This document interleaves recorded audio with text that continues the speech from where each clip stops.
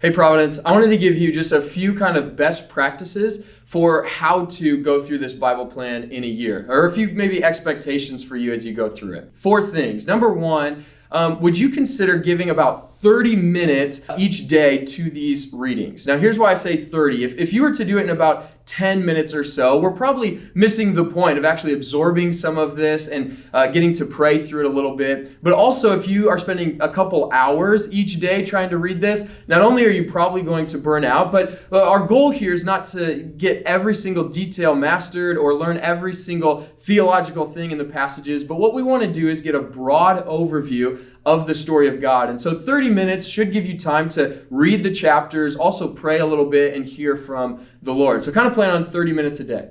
Number 2, I said before that we are going to have a few chapters each day as well as a part of a psalm. Here's my encouragement. If you can, would you try doing those at 2 different times in the day? Now, here's why I say that. What we've been talking about here at Providence is that we want to grow in our kind of continual walking with the Lord, or having multiple times a day that we're hearing from Him, that we're in His Word. And so I would just encourage you, would you just break those 2 times up? Would you take maybe 10 minutes either in the morning or maybe at your lunch break and read the psalm and just kind of pray and meditate at that point, and then do your reading for the day at another point? Again, you don't have to do that, but that's just a way to continually grow in more times than just once a day actually communing with the Lord.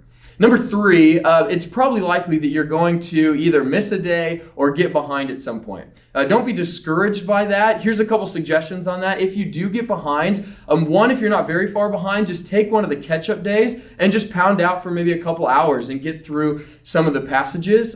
Or if you start to get really behind, instead of just dropping the plan altogether, I would encourage you, just pick back up with whatever day we're on. So if you read 90% of the Bible, that's better than quitting in Leviticus in February. So just try to continue on, just pick it back up whenever you can. Or if you're jumping in late, maybe you're watching these in February or March, just jump in wherever we're at and start the plan then. 4th and finally, would you do this in community? All right, one of the ways that I think Bible reading can be discouraging is when you're doing it in isolation, and it's just hard to maintain the discipline, especially for many of us that maybe don't have a great habit of Bible reading. So would you do this in community? You could either do this with some people in your city group, your family, your huddle, and I don't mean that you have to read every day in community, but what I mean is, would you guys just be talking about this, communicating about it in your huddles, maybe center around this, or maybe at your family dinner or something like that, you would read the Psalms then, some way to do this in community, because we don't want to do this as just a bunch of random people, but as a church family, we want to do this together. And so